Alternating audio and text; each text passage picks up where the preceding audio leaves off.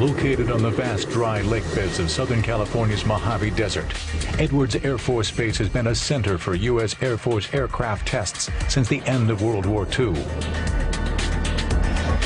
The Air Force's earliest jet fighter, the Bell XP-59, was the first jet aircraft tested here on October 2, 1942.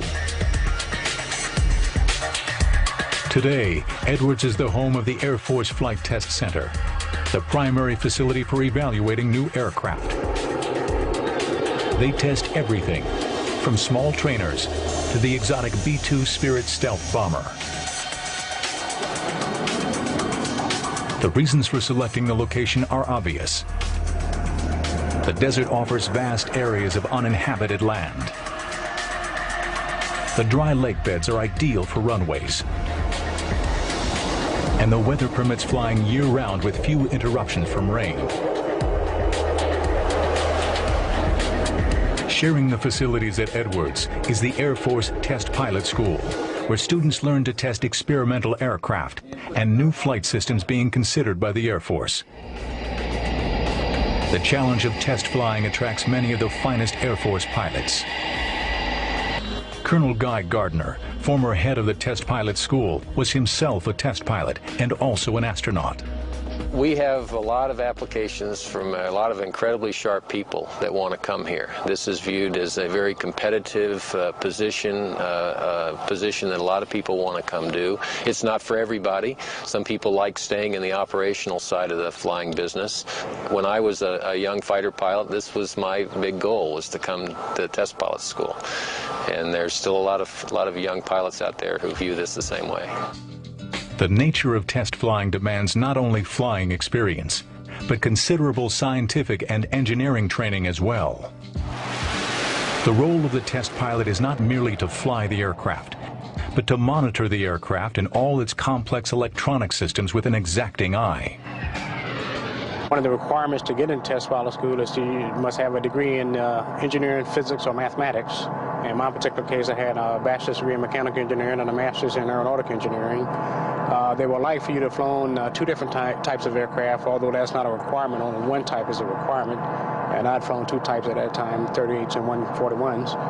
And typically, the life for the multi-engine guys to have 1,500 hours or more, and the fighter guys to have 1,000 hours or more. All the records of the people that apply go for a board, and they pick a few people as candidates. And then you come out for a flight evaluation, a small flight evaluation program. Used to call it a 5-flight eval, where you fly approximately 5 flights in a non-familiar airplane. I was current in F4s when I came here, so I flew my 5-flight eval in T-38s. And they want to see how well you adapt to an unfamiliar environment, and then still run through the things on the card that you need to do and do them at least relatively well, and how you handle yourself. And it's also a good chance for the prospective pilot himself to come out to Edwards and take a look at the program and see if it's really what he wants to do.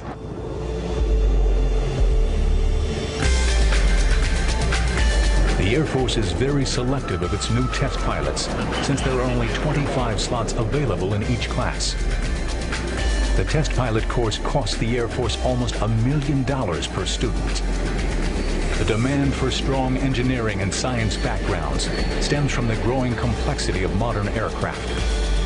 In recent decades, the academic requirements have increased accordingly.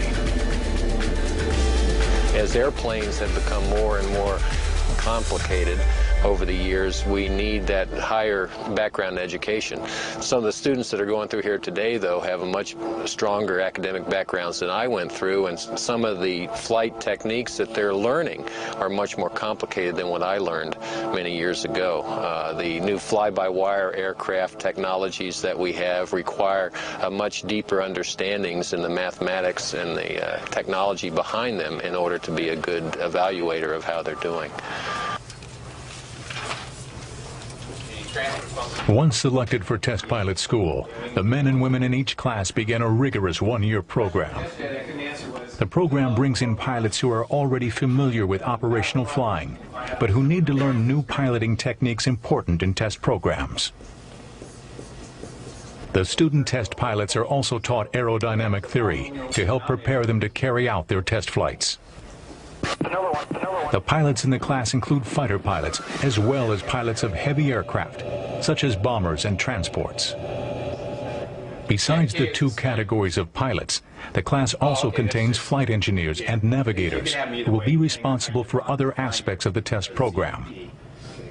No matter what the background or specialty, the students face the same rigorous training standards.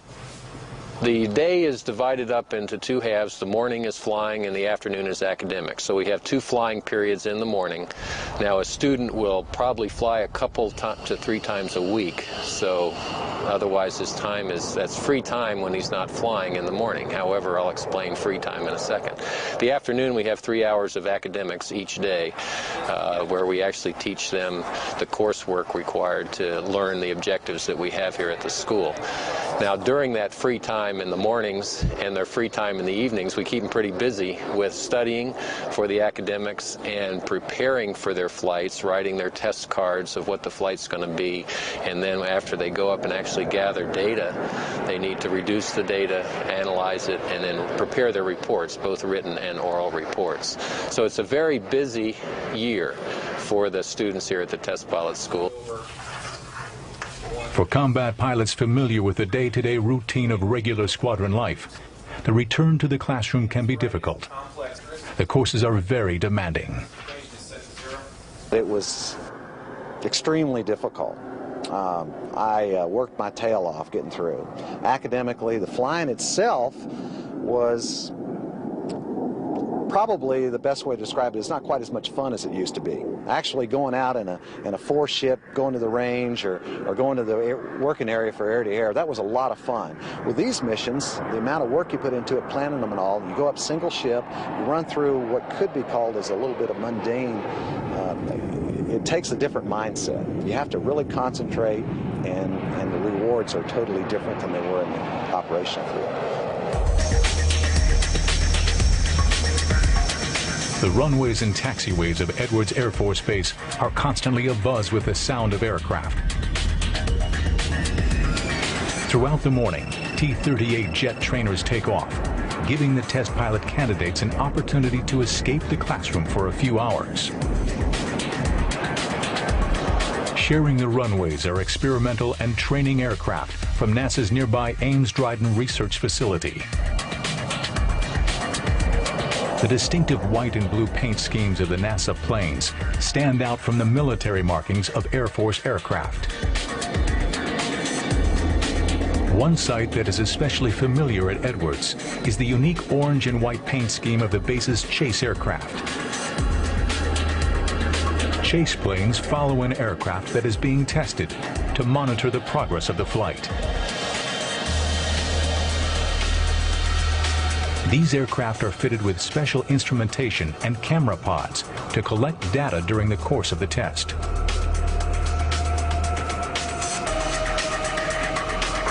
Various types of aircraft are used by the Flight Test Center as chase planes. Two steady performers are the A-7 Corsair and the F-4 Phantom. The A-7 Corsair is a Vietnam-era ground attack aircraft. Here its role leans towards the scientific. The A-7's stablemate in Vietnam was the F-4 Phantom fighter. The F-4, with its two-seat configuration, lends itself to missions where an extra pair of hands or eyes are needed.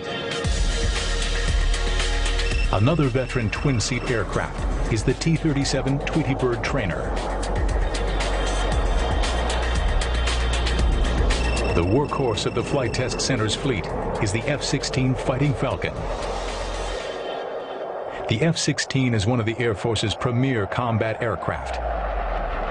Here at Edwards, it is one of the more essential chase planes. The task of test pilots is not simply to fly the latest jets.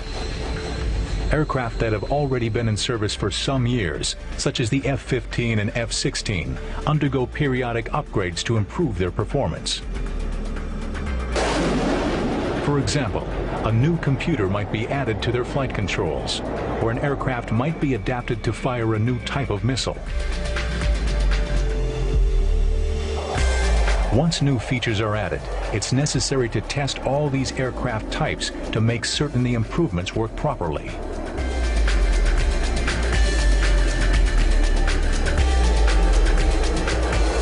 Fighters don't stay stagnant. As technology improves for the potential threat, then you need to counter their new technology with some new ideas of your own. That new equipment needs to be tested properly.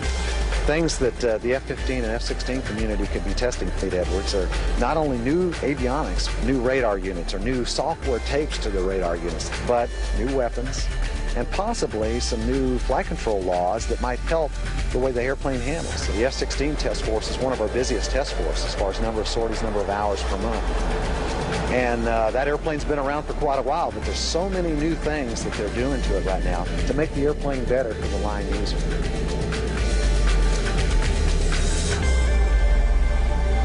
Sharing the runways at Edwards is the C-17 Globemaster III transporter.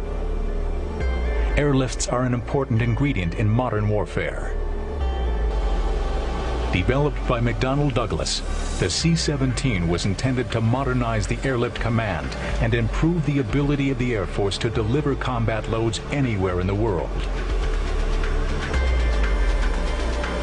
The C-17 is an airlift that is designed to be both strategic and tactical, and to do direct delivery into the combat airfields. Current airframes, airlifters have to go from, let's say, from the States to a big base in Europe, and transfer the cargo load to 130s, or trains, or trucks to get it to the combat troops that need it. Well, with the C-17, we can just take it from the States direct to the troops that need it out in the field. And that prevents a lot of delay in transportation and also gets to the troops sooner, so we are a much more effective unit fighting out in the field. The C-17 test program determined it could perform its intended mission. Proof of its ability came during Operation Iraqi Freedom. The C-17s fulfilled their promise to deliver heavy Army units directly into combat zones. There they delivered Abrams main battle tanks, Bradley infantry fighting vehicles, and M113 armored personnel carriers from Rhein-Main Air Base in Germany directly to Iraq.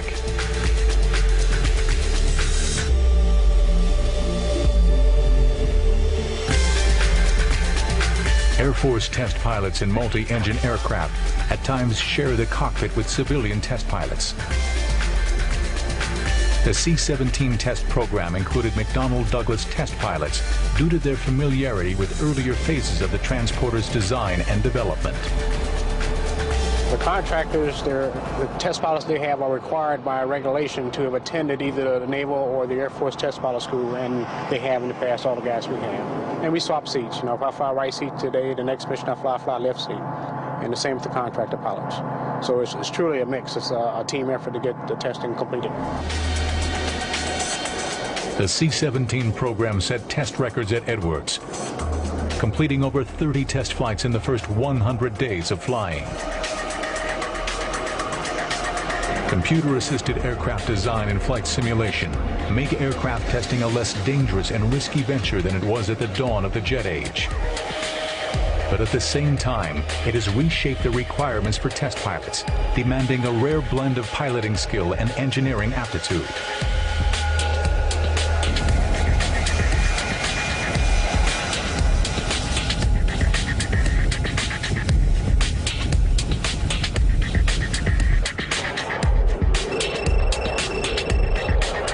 Despite the undefeated combat record of the F-15 Eagle, it is in the process of being replaced by the FA-22 Raptor. This jet began life as the YF-22 in the Advanced Tactical Fighter Test Evaluation.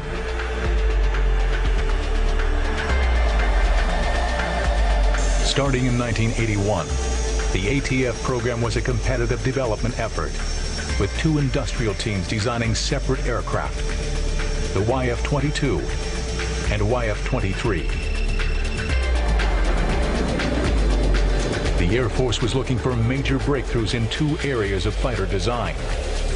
First, they wanted the new fighter to incorporate as many stealth features as possible without compromising the aircraft's performance. Earlier stealth aircraft, such as the F-117A Nighthawk, were primarily ground attack aircraft, not intended for dogfighting. The stealth configurations on the F-117 are ill-suited to a fast, maneuverable fighter. So a new generation of stealth technology was needed. Stealth is intended to reduce the aircraft's visibility to enemy radar. This is critical in modern dogfighting, as radar is used to guide long-range missiles. By reducing radar visibility, the stealth fighter pilot can target and eliminate his opponent before being spotted. In pilot's lingo, stealth technology gives the fighter a first look, first kill advantage. The second major technological breakthrough was dubbed Super Cruise. To reach supersonic speeds, current fighters must use their afterburners. This boosts the power of their engines, but at the cost of higher fuel consumption. Super Cruise offers supersonic flight with lower engine power, called military power. The real benefit there in Super Cruise, the way I look at it, is probably twofold. It allows me to get from A to B faster with hopefully a reduced amount of fuel burn. But the biggest benefit, I think, is reducing my threat envelope while perhaps expanding the vulnerability envelope of potential enemies. If I'm in military power or below, and not afterburner, my IR signature, infrared signature of the airplane is reduced. So that one factor would reduce some of my threat envelope. Also, the speed, as it increases, allows less time for threats, either airborne or ground threats, to acquire me. One thing that the F-22 is stressing is not only to be able to cruise supersonically, but also to perform there. If we need to do a brake turn or do a rapid pointing maneuver to aim at another airplane for some reason, I still have the ability to maneuver the airplane, roll the airplane, and build up some G on the airplane supersonically.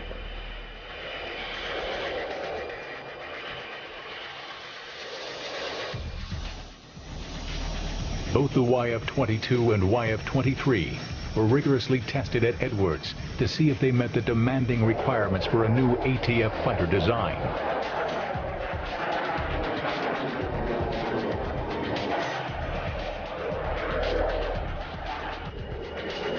Though both designs satisfied these provisions, the YF-22 was ultimately selected as the winning contender for the Air Force's next fighter.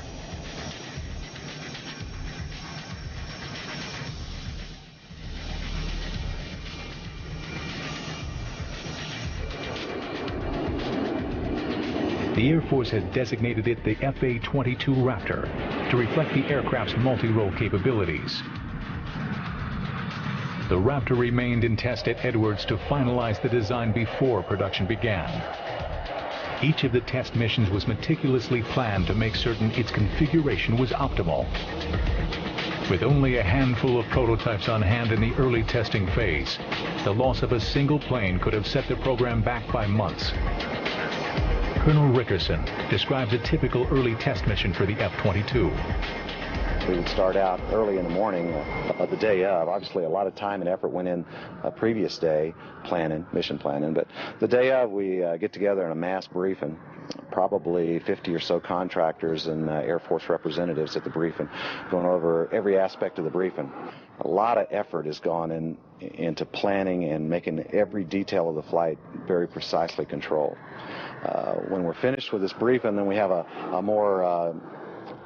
smaller group of individuals get together, the actual flight themselves, and brief up specific portions of the mission. Run out to the airplane, crank up, and taxi, and the actual takeoff will normally be preceded by the chase airplane doing a takeoff.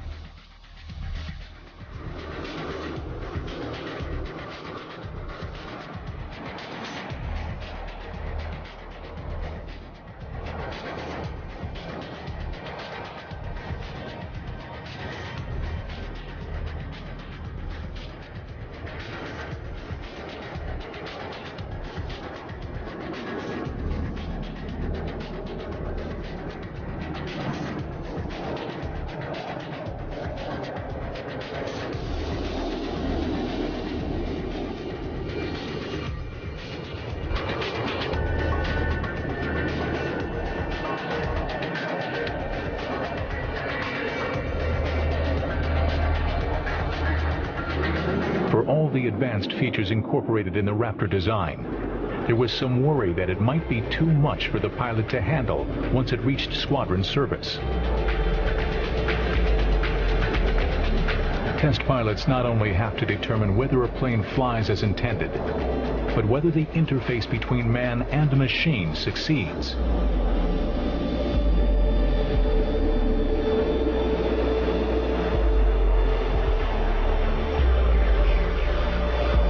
Definitely a lot is unique to the airplane. As far as flying it, getting in, taking off, flying the airplane, turning left, turning right, climbing and descending, the good news is it handles just like you would want an airplane to handle. The average guy that could fly a Cessna with a little practice, very little practice at all, wouldn't have any trouble. It's not a difficult airplane at all to fly, and it's designed that way. It's not supposed to be difficult. It's supposed to be easy to fly. Flying the airplane was second nature, and now I'm worried about the mission a lot more. I'm spending my time worrying about the people that are out there as a threat, people that perhaps are behind me as a threat, and that's what the airplane's set up to do.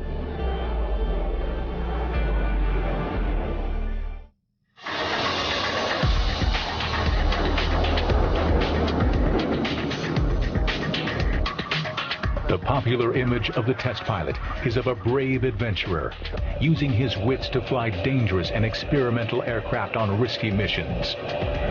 Airplanes have evolved, and so too has the right stuff. It takes great courage, superior flying ability, and a variety of other exceptional skills to be one of today's top test pilots.